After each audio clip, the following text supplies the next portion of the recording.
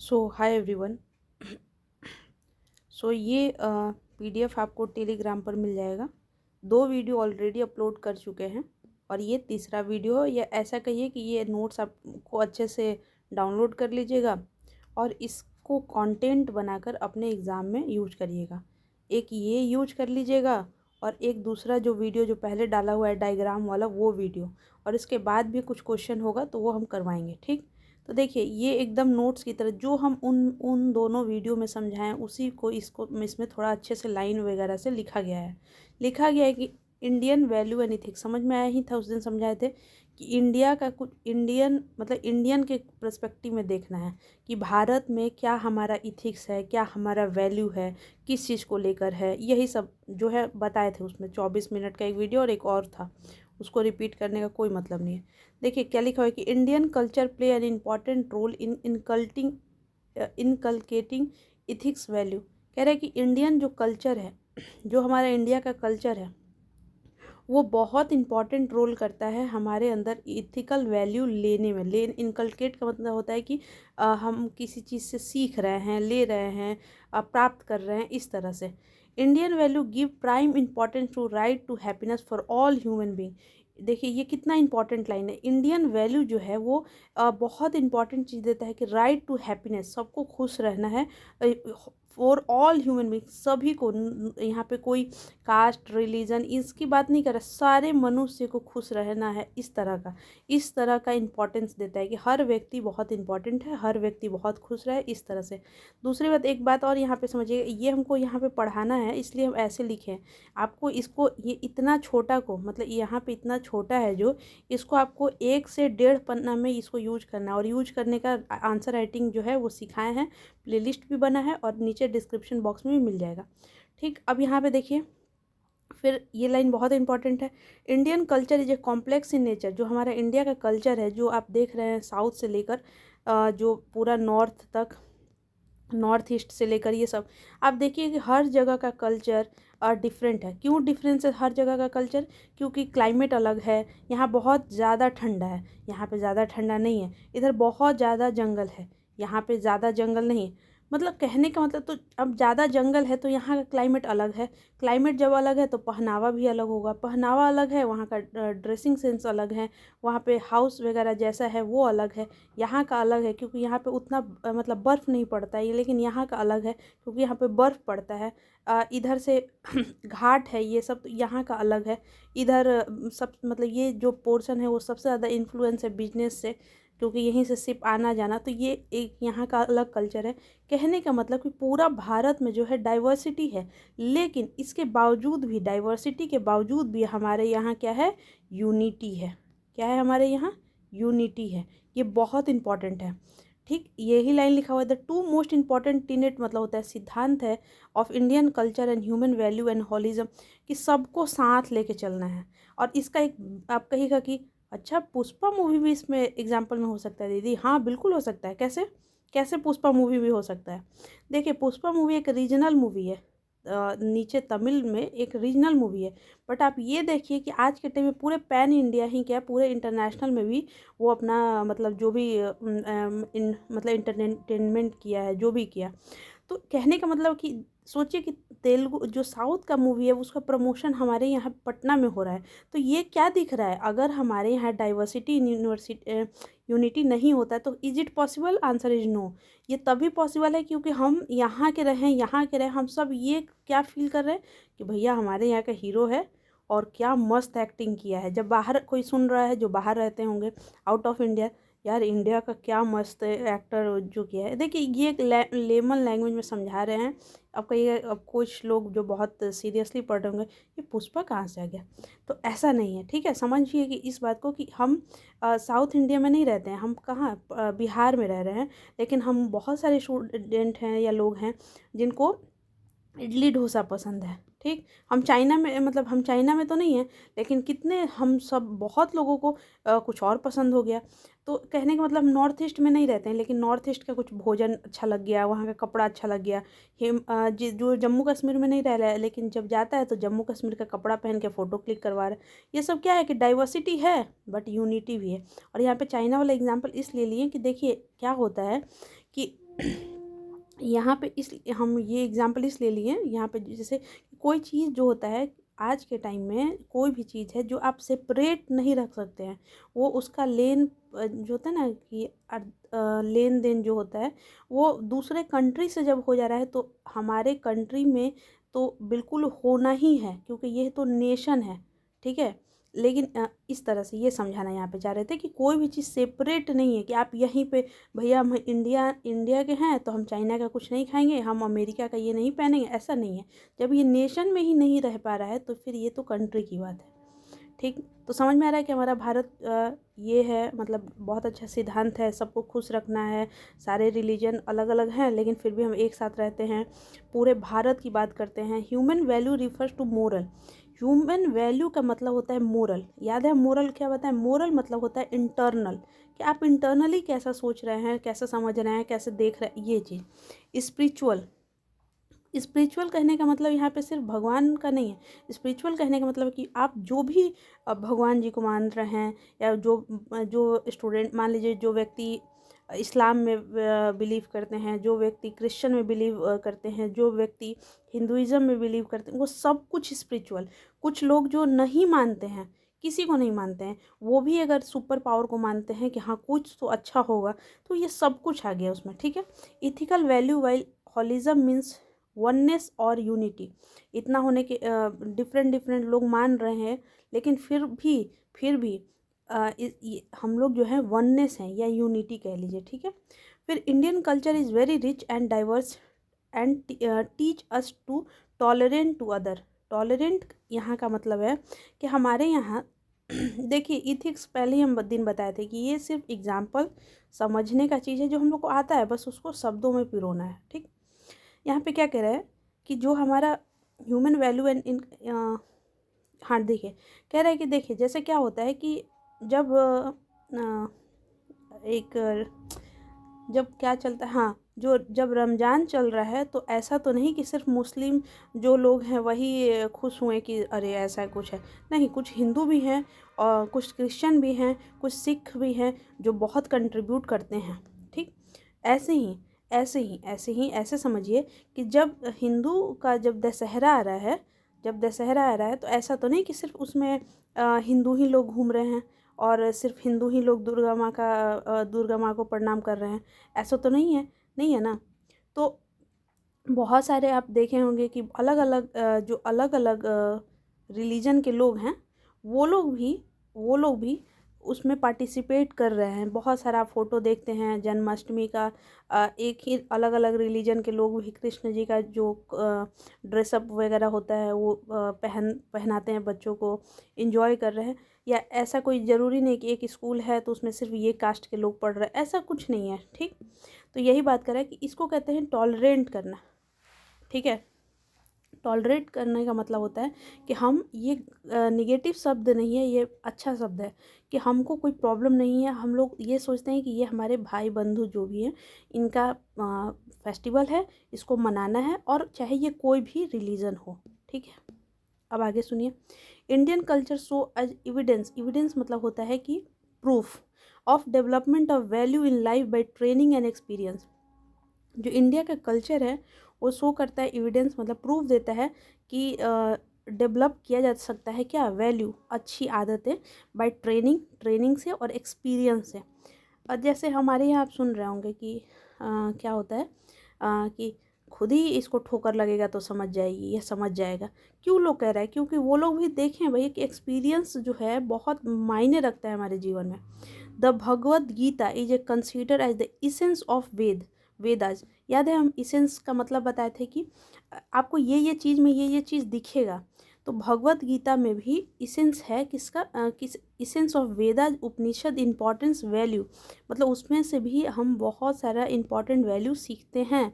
That are even relevant, मतलब बहुत ज़्यादा उसका रिलेवेंट है, and unchanging are found in form of the spiritual text in Indian culture, ठीक है। बहुत सारा जगह है जहाँ से आपको बहुत बहुत अच्छे वैल्यू सीखने को मिलता है। जैसे यहाँ पे बहुत सारा देखिए, ये एक लाइन समझिए, sources of Indian ethics and value. याद है हम डायग्राम बताए थे कि हमारा जो इथिक्स वैल्यू जो हम सीखते हैं उसका बहुत सारा सोर्स है, पेरेंट्स है, सोसाइटी है, किताब है, याद है डायग्राम बताएं। जो स्टूडेंट नहीं देखे ना, प्लीज़ उसका लिंक डिस्क्रिप्शन बॉक्स में डाल देंगे, वो देख लीजिएगा तो उस डायग्राम वगैरह। तो देखिए वेद है, Veda man has duties and commitment in all stage in life.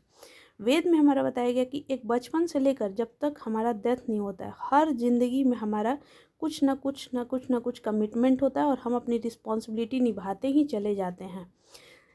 एक ऐसा समझिए कि एक फैमिली है, एक फैमिली है और एक आदमी है उसमें, ठीक है, क्योंकि हमारे यहाँ तो ज़्यादातर पेट्रियार्कल सोसाइटी है। पेट्रियार्कल का मतलब होता है कि जहाँ पे जो मैन है उन्हीं का राज चल रहा है, ठीक है।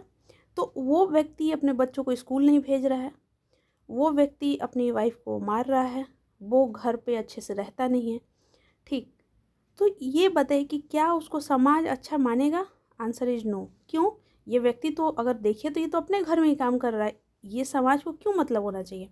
समाज को मतलब इसलिए होना चाहिए, उसको ख़राब इसलिए कहता है क्योंकि हमारे समाज जो हमारा भारत है उसका जो सोर्स में कुछ जो स्पिरिचुअल जो किताबें हैं, जो लिटरेचर है, उनमें सिखाया गया है कि कैसे रहना है, इस स्टेज पे आपको क्या करना है, जब आप छोटे थे तो आपका क्या कर्तव्य था, बड़े थे तो क्या कर्तव्य है, फैमिली बना तो क्या कर्तव्य है, जब आप बूढ़े हुए तो क्या कर्तव्य है, ये सब कुछ बताया गया है, ठीक।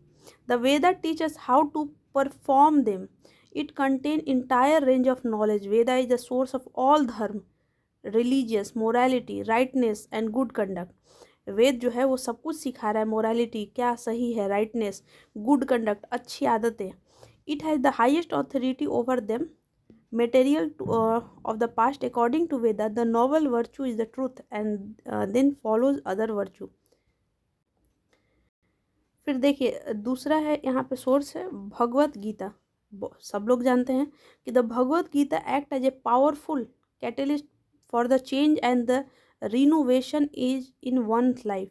रिनोवेशन का मतलब होता है, ऐसे हम लोग कहते हैं ना कि घर का ना रिनोवेट करवा देते हैं, यानी कि पुराने चीज़ को हटाकर नए नए नए चीज़ जो टूट गया उसको ठीक। तो बॉड मतलब हमारा जीवन को ही रिनोवेट करने की क्षमता है भगवत गीता में। The verses from this book contribute to improve self reflection. Self मतलब खुद, खुद का। बेटर द सेंस अच्छा सोचना। Expand one inner development. Inner मतलब अंदर से हम ठीक हों, अच्छे हों, अच्छा सोचें, अच्छा विचार रखें। Make the life more active and Joy. खुशी से ज़िंदगी जिए।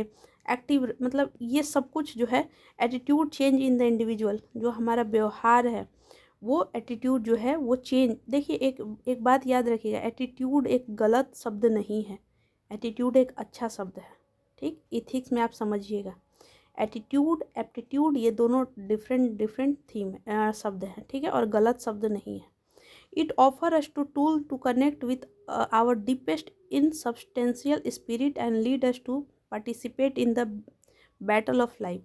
देखिए भगवत गीता क्या कर रहा है कि हम बहुत डीप में हमको खुद से जानने के लिए क्या कहते हैं मतलब बुद्धि देना, नॉलेज देना, फिर कैसे जो अगर कुछ ख़राब भी है ज़िंदगी में तो उससे लड़ने की क्षमता, ये सब कुछ जो है भगवत गीता से हम सीखते हैं।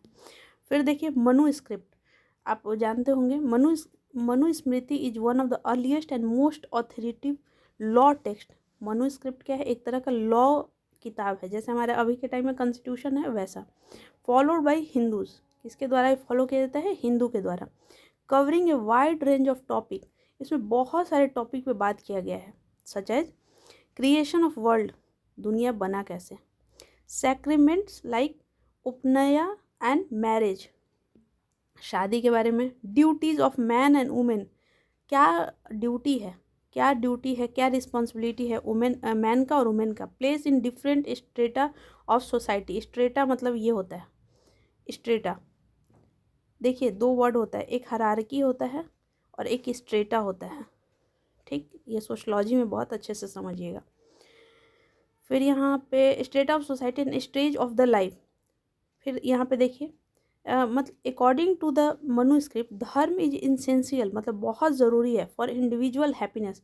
धर्म इसलिए ज़रूरी है इंडिविजुअल हैप्पीनेस के लिए, खुशी के लिए, and for the family and the society, खुद के लिए, परिवार के लिए और सोसाइटी के लिए। यहाँ पे धर्म का मतलब आप जो वाला धर्म नहीं, धर्म का मतलब ड्यूटी, ठीक। फिर देखिए रामायण, सबको पता है रामायण, तो हर लोग कैरेक्टर, हर व्यक्ति जो है राम जी के sacrifice all his pleasure for the welfare of the subject of his kingdom. उनका सेक्रीफाई किसके लिए था? सेक्रीफाई करना मतलब होता है त्याग करना। किसके लिए? किसके लिए? अपने किंगडम के लिए। और ये तो सब लोग जान रहे होंगे रामायण। फिर Kama Sutra, this book written by Vatsyayana explore the quality of life in general and how to attain the level of sattva or goodness in successful material and spiritual life. It is also highly काम सूत्र बहुत लोग जानते होंगे।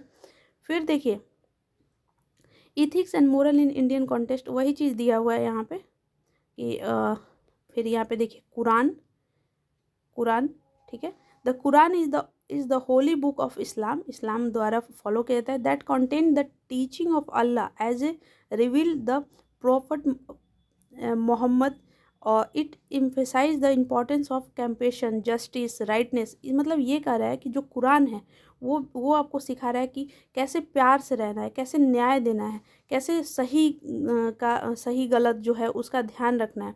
अल्लाह से in the Quran very very lie Allah enjoyed justice and the doing of good to other, दूसरों को भी हेल्प करिए, मदद करिए। गिविंग लाइक काइंड रहिए, फॉरबिड मतलब होता है माफ़ कर दीजिए, दयालु रहिए। ये सब कुछ बताया गया है किसमें? कुरान में, ठीक है। और ये चैप्टर वगैरह सब दिया हुआ है। गलत चीज़ को गलत कहिए, सही है तो सही कीजिए, अच्छा काम करिए, ठीक। फिर गुरु Granth Sahib, Guru Granth Sahib, Guru Granth Sahib is the holy book of Sikhism, किसके द्वारा? Sikhism. That contain the teaching of 10th Sikh guru, it emphasise the importance of honesty, equality, selfless service. मतलब सेल्फलेस मतलब कि बिना किसी भी रिटर्न के बदले आप सर्विस दीजिए, मतलब सेवा करिए, ऑनेस्टी रहिए, इक्वालिटी रखिए। नानक से in the Guru Nanak ji Guru Nanak says in the Granth Sahib, true is the Lord, true his holy word, his love has been sowed upon all, सबके लिए है, ठीक है। Contemplate him through his word, his praise are, क्या है यहाँ पे? chanted by one and all. He is the causes of causes, the power of power, whose command no one can even oppose. देखिए यहाँ पे फिर यहाँ पे बताया गया है हर रिलीजन का, ठीक है। जैसे रामायण है, मनुस्क्रिप्ट है, कुरान है, गुरु ग्रंथ साहिब जी का है, जटाक। देखिए ये जो है ये बुद्धिज़्म का है। इसका मतलब बस ये होता है, इसको जातक स्टोरी कहते हैं, कि आप देखे होंगे कि बुद्ध जो गौतम बुद्ध थे उनके जीवन का सारी चीज़ों को पिक्चर के द्वारा बताना, उनके बारे में बताना, ये सब ये जातक स्टोरी होता है, ठीक है। फिर हमारे यहाँ जो किताब है वो तो है ही, कुछ हमारे यहाँ लीडर्स भी हैं जो जिनसे हम प्रभावित होते हैं लाइफ में, और उनसे बहुत सारे अपने जीवन में वैल्यू क्या अर्जित कर सकते हैं, ठीक है। जैसे महात्मा गांधी, जैसे महात्मा गांधी, ठीक है, जैसे रविन्द्रनाथ टैगोर, और कई नाम लिख सकते हैं आप, ठीक है। कई नाम जो जो जैसे देखिए मान लीजिए कि यहाँ पे रामायण है, राम जी का नाम आया है, यहाँ पे कुरान है, यहाँ पे आप इनको बहुत अच्छे से लिख सकते हैं, इनका नाम लिख सकते हैं कि आप इनसे मतलब बहुत कुछ सीखा जा सकता है, वैल्यू सीख सकते हैं। फिर आप यहाँ पे आइए, आप इनका नाम लिख सकते हैं और आप बता सकते हैं कि क्या इम्पोर्टेंस है, क्या हम सीखते हैं, इस तरह से आप बता सकते हैं, ठीक है।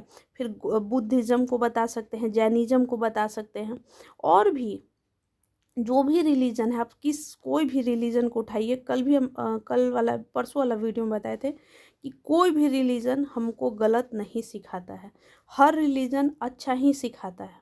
कोई भी रिलीजन हो, हर रिलीजन में एक ही बात है भाई, प्यार से रहो, भाईचारा निभाओ, दैट्स इट, ठीक है। और फिर बस हो गया। देखिए यहाँ पे, हाँ देखिए और कुछ कुछ क्या चीज़ है, importance Indian ethics and value, क्या क्या है इम्पॉर्टेंस की? टचिंग फीट फॉर एल्डर्स, बड़ों का पैर छुओ, अब इससे बहुत इंपॉर्टेंट है, नमस्ते करो, अतिथि देवो भव। फिर क्या है? फास्टिंग। फिर क्या है? फिर यहाँ पे फैमिली क्या है, जॉइंट फैमिली क्या है, न्यूक्लियर फैमिली। फिर इसका सेकुलरिज्म है हमारे यहाँ, ठीक है। फिर रिलीजियस, इस तरह से आपको जो है फेस्टिवल, हमारे यहाँ बहुत अलग अलग फेस्टिवल है, दिवाली है, Guru Nanak Jayanti, Mahavir Jayanti, Buddha Purnima, Christmas, New Year, Holi, Eid. सोचिए अलग अलग है लेकिन हम सब मनाते हैं, ठीक है। रिपब्लिक डे, इंडिपेंडेंस डे हम सब मनाते हैं, चाहे आप कोई भी धर्म जाति के हों, ठीक है।